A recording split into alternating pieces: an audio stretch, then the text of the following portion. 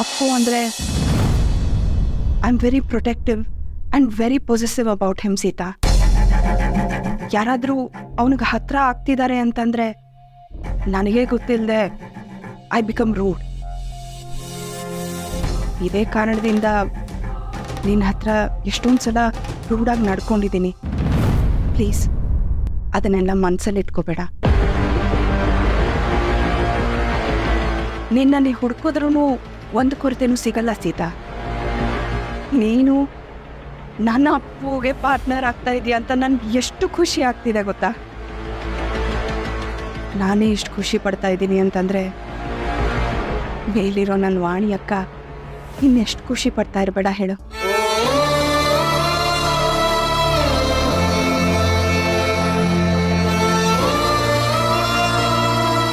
ಇನ್ನು ಅಪ್ಪುವಿನ ಜವಾಬ್ದಾರಿ ಎಲ್ಲ ನಿನಗೆ ವಹಿಸ್ತಾ ಇದ್ದೀನಿ.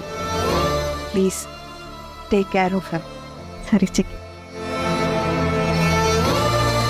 ನೋಡಮ್ಮ, ಚಿಕ್ಕಿಗೆ ನನ್ನ ಸಾಕೋದು ಎಷ್ಟು ದೊಡ್ಡ ಜವಾಬ್ದಾರಿ ಆಗಿತ್ತು.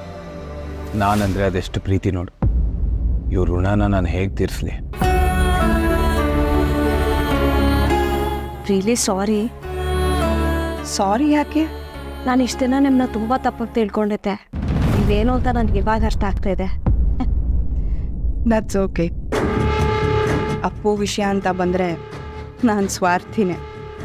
ಅದರಿಂದ ಯಾರು ಏನು ಅನ್ಕೋತಾರೆ ಐ ಡೋಂಟ್ ಕೇರ್.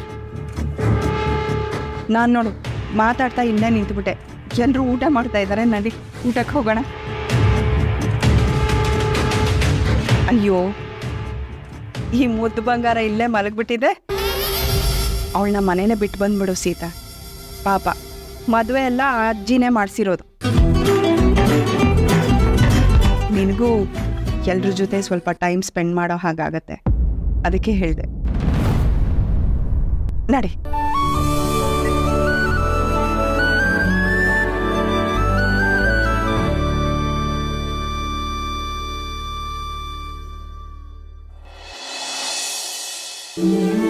ನೀ ಇನ್ನೂ ಊಟಕ್ಕೆ ಹೋಗಿಲ್ವಾ? ಸಾರಿ ಚಿಕ್ಕಿ, ಬೈ ಮಿಸ್ಟೇಕ್ ನಿಮ್ಮ ಮಾತನ್ನ ಕೇಳಿಸ್ಕೊಂಡ್ಬಿಟ್ಟೆ. ಬೇಕು ಅಂತಲ್ಲ ಚಿಕ್ಕಿ, ಆ್ಯಕ್ಚುಲಿ ನಾನು ನಿಮ್ಮನ್ನು ಅರ್ಥ ಮಾಡ್ಕೊಂಡಿದ್ದು ತುಂಬ ಕಮ್ಮಿನೇ. ನೀವು ನನಗೋಸ್ಕರ ಏನೆಲ್ಲ ಮಾಡಿದ್ದೀರ ಚಿಕ್ಕಿ, ಅದಕ್ಕೆ ನಾನು ಏನು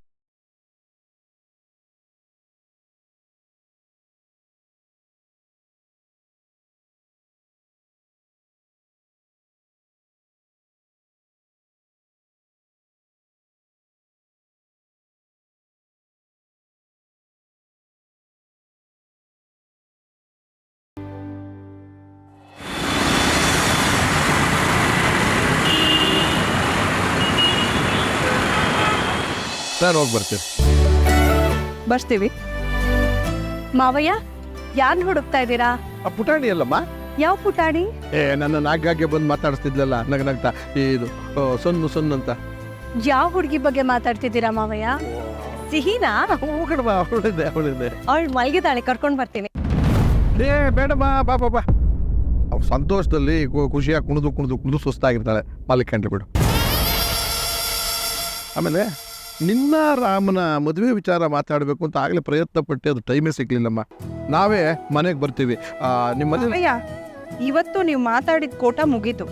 ಆಯಾಸ ಆಗಿದೆ, ಮನೆಗೆ ಹೋಗಿ ರೆಸ್ಟ್ ಮಾಡಬೇಕು. ನಡೀರಿ ಮೊದಲು.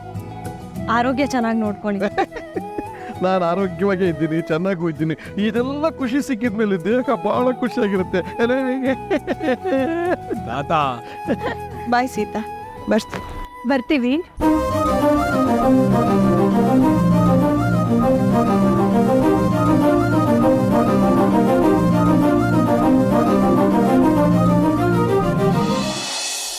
ಭಾರ್ಗವಿ, ನಿನಗೆ ಸರಿಯಾಗಿ ಬುದ್ಧಿ ಕಲಿಸ್ತೀನಿ. ನೀನು ನನಗೆ ಮಾಡಿರೋ ಮೋಸಕ್ಕೆ ನೀನು ರಾಮ್ ಮಾಡ್ತಿರೋ ಮೋಸನ ಬಯಲು ಮಾಡ್ತೀನಿ.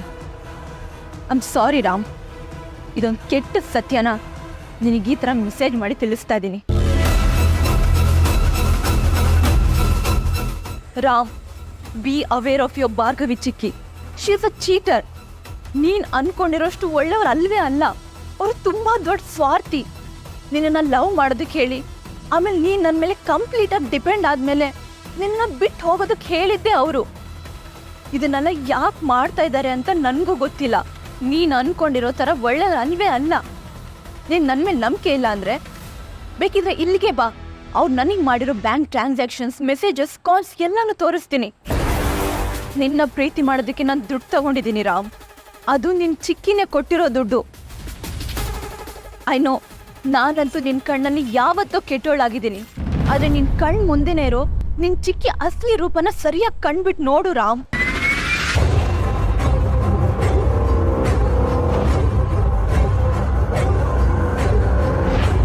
ಈ ಮೆಸೇಜ್ ನೋಡಿದ ತಕ್ಷಣ ರಾಮ್ ಇಲ್ಲಿಗೆ ಬಂದೇ ಬರ್ತಾನೆ. ಅವ್ನು ಬಂದ ತಕ್ಷಣ, ರಾಮ್ ನೀನೇನಾದರೂ ನನ್ನನ್ನು ಒಪ್ಕೊಂಡಿಲ್ಲ ಅಂತಂದರೆ ಇಲ್ಲಿಂದ ಬಿದ್ದು ಸತ್ತೋಗ್ಬಿಡ್ತೀನಿ ಅಂತ ಇಮೋಷ್ನಲ್ ಡ್ರಾಮಾ ಮಾಡ್ತೀನಿ.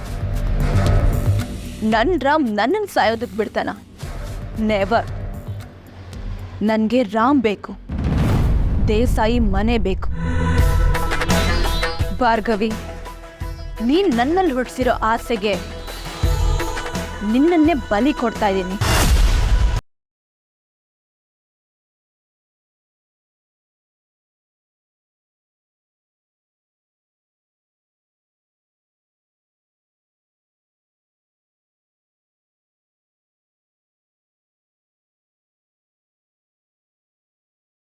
ಒಳ್ಳೇದಾಗ್ಲಿ.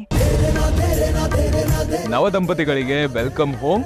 ಬಲ್ಗಾಲಿಟ್ಟು ಒಳಗೆ ಬನ್ನಿ, ಎಲ್ಲ ಒಳ್ಳೇದಾಗುತ್ತೆ. ನಂದು ಒಂದು ಕಂಡೀಷನ್ ಇದೆ, ಅದಕ್ಕೆ ಓಕೆ ಅಂದರೆ ನಾನು ಮನೆಗೆ ಬರ್ತೀನಿ.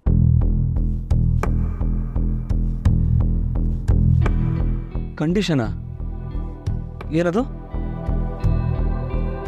ಮೈ ಗಾಡ್, ಎಲ್ಲರೂ ಈ ಥರ ಶಾಕಿಂಗ್ ರಿಯಾಕ್ಷನ್ ಕೊಡಬೇಡಿ. ತಲೆ ಹೋಗುವಂಥದ್ದು ನಾನು ಏನೂ ಹೇಳಲ್ಲ. ಈ ಮನೇಲಿ ನಾವಿಬ್ರು ಹೊಸ ಜೀವನ ಶುರು ಮಾಡಬೇಕು ಅಂದರೆ ಅಂಜು ಕೂಡ ನಮ್ಮ ಜೊತೆನೇ ಇರಬೇಕು. ಅವಳೆಲ್ಲೋ ಪಿ ಜಿಲಿರೋದು ನಂಗೆ ಒಂಚೂರು ಇಷ್ಟ ಇಲ್ಲ. ಇದಕ್ಕೆ ಅವಳು ಹೂ ಅಂದರೆ ನಾನು ಮನೆ ಒಳಗಡೆ ಬರ್ತೀನಿ. ಅದಕ್ಕೆ ಏನಿದು? ಇನ್ನೇನು ಅಂಜು, ನನ್ನ ಆದ್ಮಿ ಎಲ್ಲೋ ಪೇಯಿಂಗ್ ಗೆಸ್ಟ್ ಆಗಿರೋದು ನಂಗೆ ಒಂಚೂರು ಇಷ್ಟ ಇಲ್ಲ. ನೀನು ನಮ್ಮ ಜೊತೆನೇ ಇದ್ರೆ ನಂಗೆ ಎಷ್ಟು ಖುಷಿ ಆಗುತ್ತೆ ಗೊತ್ತಾ? ಪ್ಲೀಸ್ ನಮ್ಮ ಜೊತೆನೇ ಇರೇ. ಒಂದು ಪೈಸಾ ಖರ್ಚು ಮಾಡದೆ ಮನೆ, ಮದುವೆ, ಸಂಸಾರ ಎಲ್ಲ ನಡೀಲಿ. ರಾಮ ವನವಾಸಕ್ಕೆ ಹೋಗೋವರೆಗೂ ಮಾತ್ರ ಇವೆಲ್ಲ. ನೋಡ್ ಪಾಪಚ್ಚಿ, ನನ್ನ ಜೀವನ ಇವಾಗ ನಿನ್ನ ಕೈಯಲ್ಲಿದೆ. ಏನು ಮಾಡ್ತೀಯಾ? ಅದಕ್ಕೆ ಮತ್ತೆ ಕೇಳ್ತೀಯಾ ಅಥವಾ ಮದುವೆ ದಿನಾನೇ ಗಂಡ ಹೆಂಡತಿನ ದೂರ ಮಾಡ್ತೀಯಾ? ಹೌದು ಅಂಜು, ಈ ಮನೇಲಿ ಅತ್ತೆ ಮಾವ ಅಂತ ದೊಡ್ಡವ್ರು ಯಾರೂ ಇಲ್ಲ. ನನ್ನ ಮಗಳು ಸಂಸಾರ ಹೇಗೆ ನಿಭಾಯಿಸ್ತಾಳೆ ಅಂತ ನನಗೂ ಭಯ ಇರತ್ತಲ್ವಾ. ನಾದ್ನಿಗಿಂತ ಒಳ್ಳೆ ಫ್ರೆಂಡ್ ಯಾರೂ ಇರಲ್ಲ ಅಂತ ಹೇಳ್ತಾರೆ.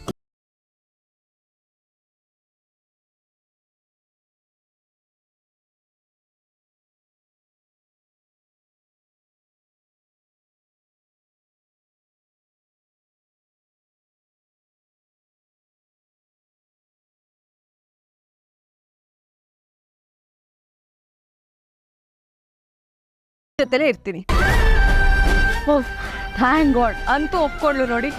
Thank you Anju. ಇವಾಗ ನಾನು ಖುಷಿಯಿಂದ ಒಳಗೆ ಬರ್ತೀನಿ. Thank you so much Priya. Finally ನೀನು ಅವಳನ್ನ ಕನ್ವಿನ್ಸ್ ಮಾಡ್ಬಿಟ್ಟಲ್ಲ. You are the best. ಈಗೇನು, ಇದನ್ನ ಒದ್ದು ಒಳಗೆ ಬರೋದಷ್ಟೇ ಅಲ್ವಾ? ರೀ, ಜೋರಾಗಿ ಓದಿಬೇಡ, ಅದೇನು ಫುಟ್ಬಾಲ್ ಅಲ್ಲ. ಗೊತ್ತು ಕಣೆ.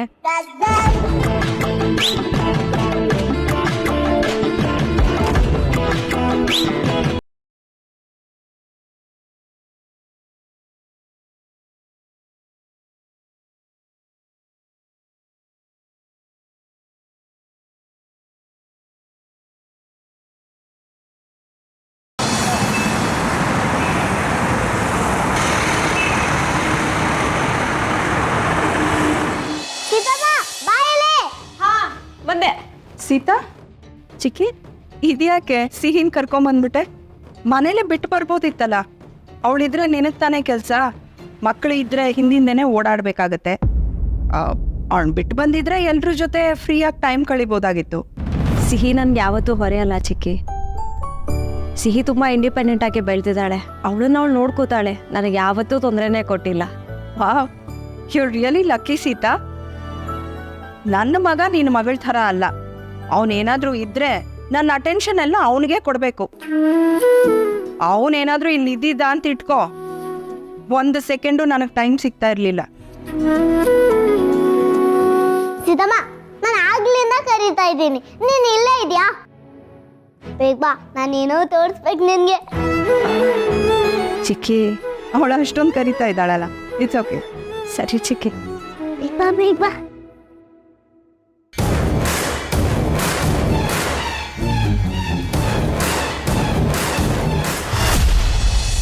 ಮೆಸೇಜ್ ಮಾಡಿ ಇಷ್ಟೊತ್ತಾಯ್ತು, ರಾಮ್ ಇನ್ನೂ ಯಾಕೆ ನೋಡ್ತಾ ಇಲ್ಲ?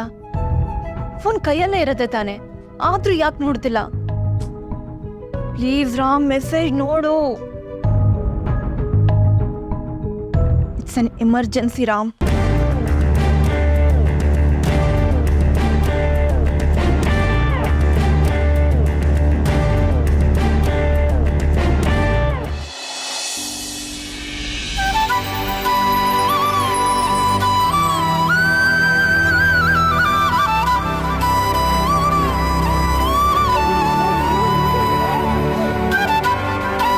ನೋಡು, ಆಶು ಅಂಕಲ್ ರೂಮ್ನ ನಮ್ಮ ಅಂಜು ಅಕ್ಕ ಮತ್ತೆ ನನ್ನ ಬೆಸ್ಟ್ ಫ್ರೆಂಡು ಎಷ್ಟು ಚೆನ್ನಾಗಿ ಡೆಕೋರೇಷನ್ ಮಾಡ್ತಿದ್ದಾರೆ.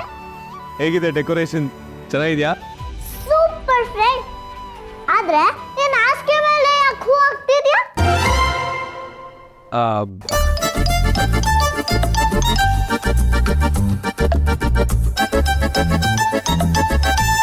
ಹಾಸಿಗೆ ಏನಾದ್ರೂ ದೇವ್ರಾ? ಈ ಪೂಜೆ ಏನಾದ್ರೂ ಇದೆಯಾ? ಊಟ ಅದು ಶಾಸ್ತ್ರ, ಹಾಕ್ತಾರೆ. ಶಾಸ್ತ್ರ ಅಲ್ಲ, ಏನ್ ಶಾಸ್ತ್ರ?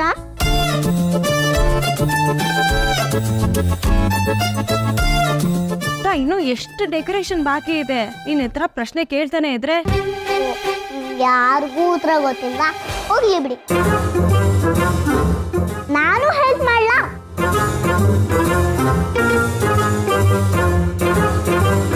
ಸಿಹಿ ಅಣ್ಣ ಅದಕ್ಕೆ ಇಲ್ಲಿ ಡೆಕೋರೇಷನ್ ಮಾಡ್ಲಿ, ಹೊರಗಡೆ ಡೆಕೋರೇಷನ್ ಮಾಡೋದು ತುಂಬಾನೇ ಇದೆ.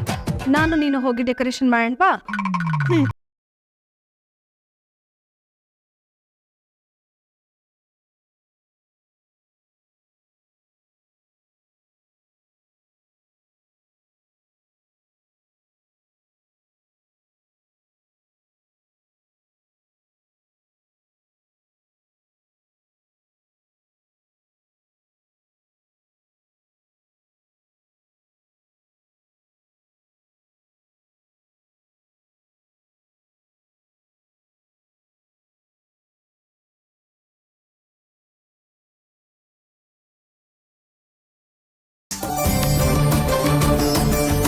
H for heartthrob. I for I for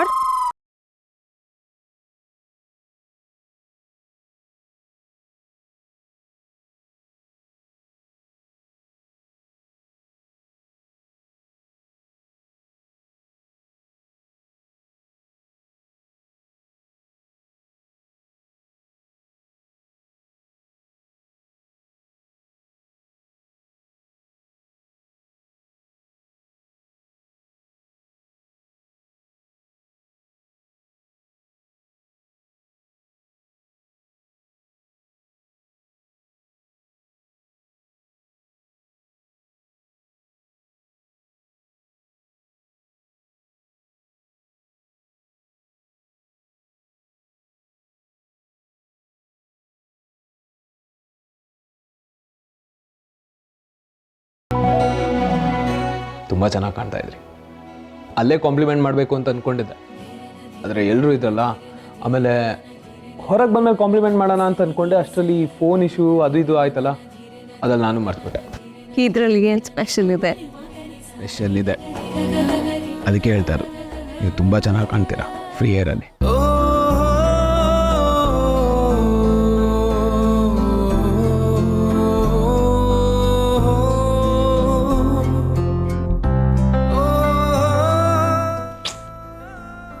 Ram, ಕೆಲವೊಂದನ್ನು ಕಟ್ಟಬಾರ್ದು, free ಆಗಿಬಿಡ್ಬೇಕು, ಅವಾಗಲೇ ಚೆನ್ನಾಗಿ ಕಾಣೋದು.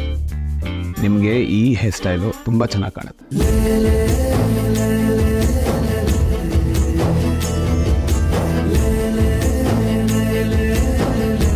ಕೊಡಿ. ರಾಮ್ ಪ್ಲೀಸ್, ಸುಮ್ಮನೆ ಸಾಕು, ಕೊಡಿ. ರಾಮಿನ ತುಂಬಾ ಕೆಲಸ ಇದೆ, ಟೈಮ್ ಆಯ್ತು. ಇದನ್ನೆಲ್ಲ ಎಷ್ಟು ಗಲೀಜ್ ಮಾಡಿದ್ದೀರಾ ನೋಡಿ, ಕೊಡಿ.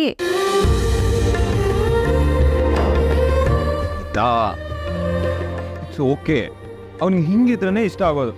ಏನೋ ಓ Ram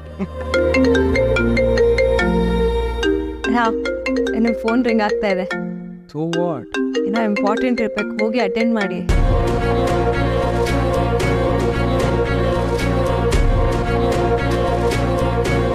Sita please yeah, every time ನನ್ನ ನಿಮ್ಮ ಹತ್ರ ಹತ್ರ ಬರ್ಬೇಕಾದ್ರೆ ಯಾವಾಗಲೂ ದೂರ ಕಳಿಸ್ತೀರಾ.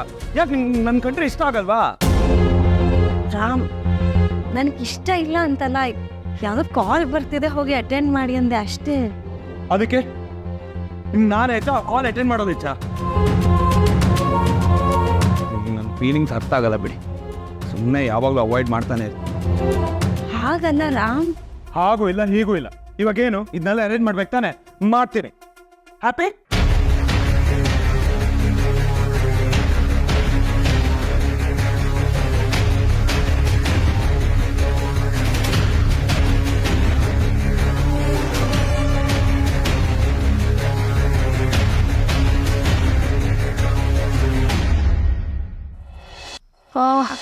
ಶಿಟ್, ರಾಮ್ ಮೆಸೇಜ್ನು ನೋಡ್ತಾ ಇಲ್ಲ, ಕಾಲ್ನು ಪಿಕ್ ಮಾಡ್ತಾ ಇಲ್ಲ. ಓ, pick up the dam call Ram.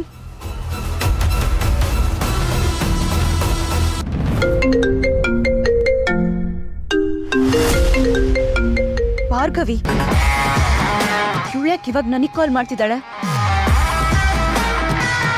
I think Ram message ನೋಡ್ದ ಅನ್ಸುತ್ತೆ. ನೋಡಿ ಇವಳಿಗೆ ಕ್ವೆಶನ್ ಮಾಡಿರ್ತಾನೆ, ಅದಕ್ಕೆ ನನಗೆ ಕಾಲ್ ಮಾಡ್ತಿದ್ದಾಳೆ. ಮಾಡ್ಕೊಂಡು ಸಾಯ್ಲಿ, ಇವತ್ತೆಲ್ಲ ಕಾಲ್ ಮಾಡಿದ್ರು ನಾನು ಪಿಕ್ ಮಾಡಲ್ಲ.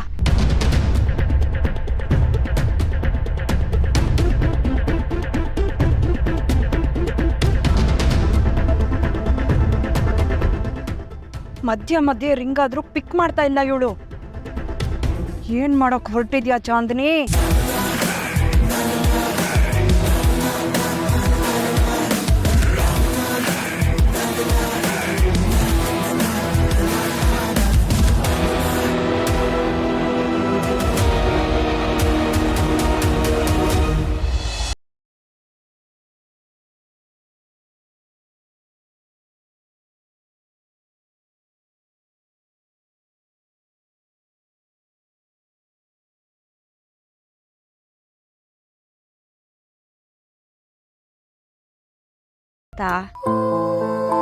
ಈಗ ನಾನು ಏನಂದೆ ಅಂತ ಕೋಪ ಮಾಡ್ಕೋತಿದ್ದೀರಾ? ನಾನು ಹೇಳಿದ್ದಿಷ್ಟೇ, ಯಾವುದೋ ಕಾಲ್ ಬರ್ತಿದೆ ಹೋಗಿ ಅಟೆಂಡ್ ಮಾಡಿ ಅಂದೆ. ರಾಮ್, ಇಷ್ಟು ಚಿಕ್ಕ ವಿಷಯಕ್ಕೆ ಯಾರು ಕೋಪ ಪಡ್ಕೋತಾರೆ?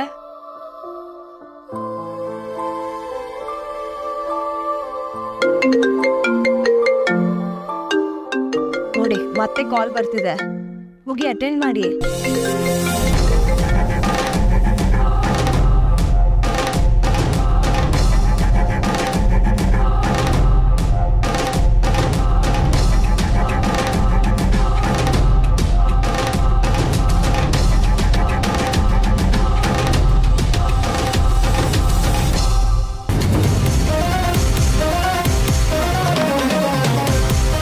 ಇದೇನಿದು, ಮೆಸೇಜ್ ಡಿಲೀಟ್ ಮಾಡಿಬಿಟ್ಲು. ಇವಳಿಗೆ ಮಾಡೋಕ್ಕೇನು ಬೇರೆ ಕೆಲಸ ಇಲ್ವಾ? ರಾಮ್ ಎಲ್ಲ ಓಕೆನಾ? ರಾಮ್ ಪ್ಲೀಸ್ ಮಾತಾಡಿ. ಎಷ್ಟು ಸರಿ ಹೇಳಬೇಕು ಸೀತಾ? ಆಗ್ಲೇ ಎಲ್ಲ ಕ್ಲಿಯರ್ ಮಾಡಾಯ್ತು ತಾನೆ. ನಿಮ್ಮ ಜೊತೆ ನಾನು ಮಾತಾಡಲ್ಲ ಅಷ್ಟೇ.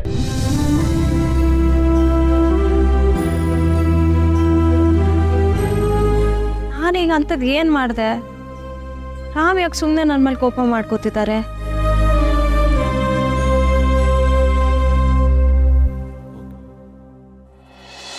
ಓ ಗಾಡ್, ಎಂತ ಕೆಲಸ ಮಾಡಿಬಿಡ್ತಾ ಇದ್ದೆ. ಸದ್ಯ ರಾಮ್ ಮೆಸೇಜಸ್ ಯಾವುದೂ ನೋಡಿಲ್ಲ. ಚಿಕ್ಕಿ ನನಗೆ ಮೋಸ ಮಾಡ್ತಿದ್ದಾರೆ ಅನ್ಕೊಂಡು ಏನೇನೋ ಮಾಡೋಕೆ ಹೊರಟ್ಬಿಟ್ಟಿದೆ. ಛೇ,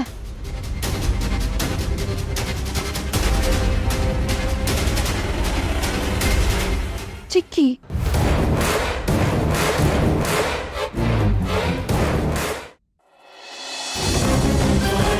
ಚಿಕ್ಕಿ, ಇವ್ ನನಗೆ ಕಾಲಲ್ಲಿ ಹೇಳಿದ ನಿಜನಾ?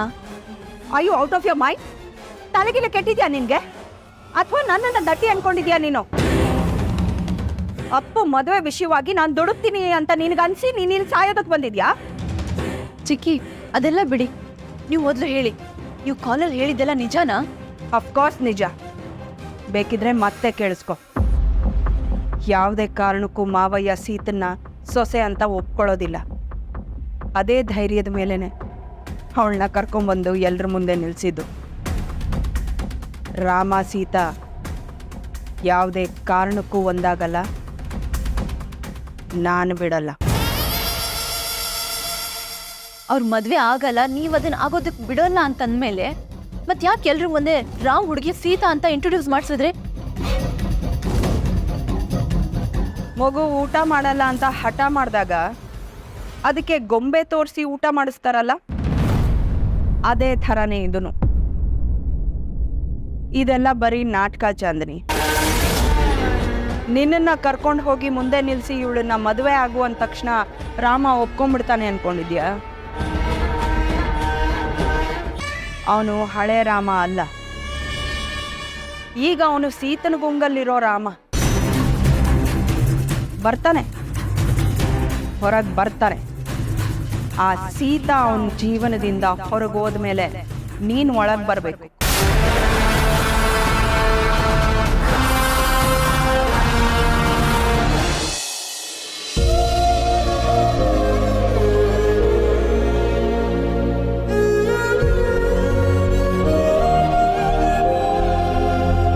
ರಾಮ್ ನನ್ನ ಜೊತೆ ಮಾತಾಡಲ್ವಾ?